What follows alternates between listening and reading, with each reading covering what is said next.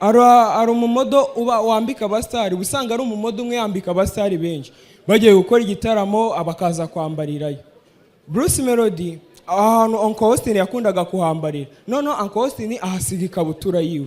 Bruce Melody agiye kureba imyenda ahurira rero n'iyo kabutura ngo ngo mbega kabutura ngo nkayijyana mu kirori cyanjye.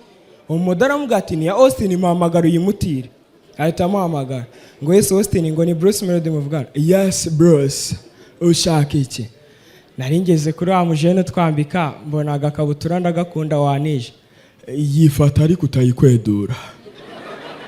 Arayimo bageze yaragiye kuronshinga album, baragenda barayironshinga bagera mu mwanya wo kwifotoza. Rero haza umuntu wa mbere barifotozanya, uwa kabiri barifotozanya, uwa gatatu hagera Austin. None uko akuntu babirirwanye batizanye n'imyenda atangira kumwisanza nga Austin amukubita udushyi. Austin arakara vuba amwongeza kandi gashi ngako ndagukunda mu mwanya ngo Austin ahita arakara.